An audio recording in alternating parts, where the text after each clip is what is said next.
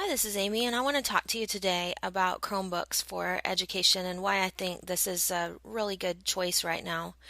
So, first of all, using a Chromebook, you get access to Google Docs. The best way to go about this is actually to buy the Chromebooks from Google and have a Google Apps implementation. So, just briefly, Google Apps is a suite of applications and then other applications not from Google that you can tie in with single sign on. So, the core of the Google Apps suite is Gmail, Docs, Calendar, Sites, Groups, and Video. And then you can add on other Google applications like Blogger. And then you can add on third-party applications like Aviary, EasyBib, and Weebly. So this is the Google Apps system for my workplace. This is kind of our portal page, and it's my suggestion to everybody who wants to sign up for Google Apps that they actually create a page like this, and I would be glad to help you do that and give you the materials that I use to create this page. So through your Google Apps implementation, you can use all of these tools on your Chromebooks. And in addition to that, you can actually manage your Chromebooks. So when you log into your Google Apps implementation and you go into manage this domain, you'll actually see inside your settings the Chrome OS, and then you can choose. So for example, if for your elementary school students you would like to have different settings, security settings or browser features or whatever, then you can set your school up like that and control what those students are able to see and what their experience is like on that Chromebook. For example, do you want them to go to this exact same thing, like maybe the teacher's homepage or the technology page or something like that when they go home? You can control all of that kind of stuff. You make the change one time in your management system, and that change is made on all of those Chromebooks the next time the students log in. So there are powerful management settings here, and it's not the kind of management that we have on the iPad, for example, where we've got to set each of those devices basically independently. There's no management console for that device. But I really think there's something a lot more powerful than that. When I buy technology, I want it to transform. I don't just want another piece of equipment in my classroom that we can use for a certain purpose. I want it to make a difference in how we're learning and to move us toward the standards that we're trying to reach, the kind of idealized goal in education. And in my opinion, that's in creation. I think that in order to learn, we should be creating. The traditional model is that the teacher creates materials and the students consume them, and we really want to move away from that and have students creating the materials and teachers being that guide on this side. So I love the Chromebook for Education because it works with Google Docs. So I'm going to really briefly, because I know it's probably not why you're here, but I just want to show you a little tiny bit about what this system is. I promise it won't be longer than 2 minutes. But so with Google Docs, we can create all of these types of products. We can have a presentation, a document. Now, this software costs your school district nothing. So if you want to create materials through a system like this on the iPad, you would be using Keynote and those types of tools. They're $10 each for each iPad. So don't be confused. I know that a lot of Apple sales reps in the past told you that you could download that once and put them on all your devices. If you're doing that, you're in violation of those terms of use. Absolutely. So that's definitely changed. But further, using the iPad, which don't get me wrong, I love the iPad. It's such a beautiful device, a wonderful device, but my students can't collaborate using those materials. So if I open up this document and then invite other people to join in on this document with me, then we can all work on it together at the same time. And this really moves us toward the kind of thinking and learning that we want to be doing in our classroom. So I can invite my friend Carrie to edit this with me. This will notify her via email, and we'll be able to actually type in this document at the same time. So that's powerful collaboration. We can do the same thing with all of the other products in this suite. And that's just not available through the iPad at this time. So you can also make things. So I talked a little bit before about how important I think it is for students to be constructing things. So using the Chromebook, students can make things like Prezis. So Prezi is a presentation tool that is very high level, because to make a Prezi, in my opinion, you're going to have to figure out some kind of metaphor. There's a lot more to think about here than just putting slides in some kind of a linear order.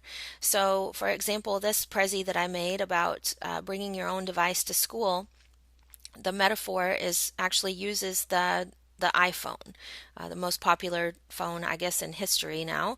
And so I thought I'd take advantage of that metaphor and make the different things that you can do with a student cell phone in the classroom into applications that are on sort of the home screen of the cell phone. Well, I think you would agree with me. It took a lot more effort for me to make this than it did a linear presentation where I just maybe showed screenshots of these different tools. So this kind of thing can be created on the Chromebook, and this software is free. So that's pretty powerful. More tools that we can use on the Chromebook that are not available. They're available on any computer, by the way. So this doesn't say that Chromebook implementation that you can't do this with devices you already have. So of course, if you have laptops or desktops in your school district, you can do all of these things already. But if you're going to add more devices into your system, the management and operation of the Chromebooks is just much simpler and cheaper for total cost of ownership than adding, for example, notebook computers. So I can also create Google Sites. As I told you, that's part of the core suite. So I'm going to take you to a Google site and show you what that's like. This also is part of what satisfies our TEKs for our new TEKs that are happening in Texas right now, which relate to the ISTE nets, which have our students needing to understand and work with organizing, kind of like sorting and organizing information. I think this site's a great tool for that. So this is an example of a Google site for a training that we're having at the Region 6 Service Center this summer. And so here's some pages right over here with some embedded presentations, a group that people can apply to be a part of that's embedded in this page. That's another part of the Google Suite, is that group. So this is a website, and I can make it on the fly. I can edit it from anywhere. It's really a nice, very simple tool, but also very powerful for education. If I have a student who needs to show what he knows, create something in order to learn, then a Google site is a great way to do that. Wikis are also really popular. I personally have never been a giant fan of wikis. I think it's probably because I had Google Sites in my kind of toolkit already. But if you like wikis, or you have teachers who you think would get into that model, it's a wonderful tool for making and editing wikis. And the Aviary suite works on this device, which is a really cool set of tools. So I'd like to show it to you just really fast. So at aviary.com, you'll see the suite. So I actually ended up taking us to aviaryeducation.com. It's a better portal for us as educators to look. And you can see the different parts of the suite that you can get. So there's an image editor, a vector creator, an audio editor, and a music creator. So all of these tools work on the Chromebook and on any computer that you have in your school district. So I'm just going to play this for just a second for you so you can see kind of the level of tools that we're talking about here. So it probably looks like Photoshop to you if you've used that tool before. I'm sure it lacks some of the power of Photoshop. I don't know that tool well enough to say for sure. But just imagine your students working on a project like this or making this. I think it's pretty phenomenal that can happen, all using the web, all using a machine like a Chromebook or a netbook or a laptop. I think screencasts are powerful. I don't know if you've seen mathtrain.tv before, but I know everybody's talking about Khan Academy. Even better, isn't it, for the students to be making the tutorials themselves? I saw Alan November speak summer before last, I think, and he told us about a little girl who calls herself Bob on mathtrain.tv. You probably, if you look through here at some of the student-made videos, you'll see some of Bob's work. And her student, the student Bob, her teacher gave her the option of doing her homework or of teaching other students to do the process that they were doing. And the example that he showed was actually a factor tree, creating a factor tree. And Bob elected to do the video versus the homework, even though doing the video, by her own admission, took many, many times longer than doing the homework would have taken, like maybe over 2 hours to do the video and maybe 30 minutes to do the homework.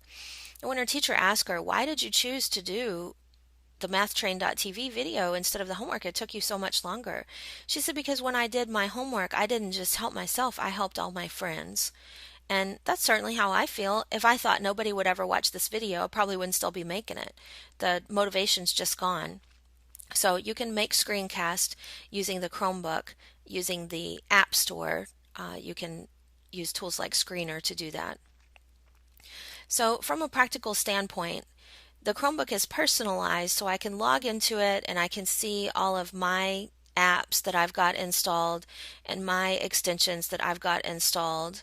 And my theme and my email and all that kind of stuff. Yet it's not, because I can pick up any Chromebook and log into it and have all those same features. I get this by signing in to Chrome. So I'm signed in with one of my accounts. I can actually switch and sign in with another account and see a whole different set of bookmarks and materials and all those kind of things. So I can also sign in on any computer anywhere. So any computer that's got Chrome or that I can put Chrome on, I can get all of my bookmarks, all of my materials on that computer. And finally, it seems like such a little thing, but I really like that there's a keyboard and a trackpad. So I talked about how I love my iPad and I really love my iPhone, but there are some tasks I just would rather not try to tackle on those devices because I don't have a keyboard and a trackpad. They're wonderful for consumption. I love to read books on that iPad. I think it's a beautiful device for that. But as far as making a Prezi, well, first of all, it's not possible, but even if it were, I think it would be quite a bit more difficult than making one using a screen and a trackpad and a keyboard. I need to be able to type words easily. I need to be able to scroll around that in a very controlled way.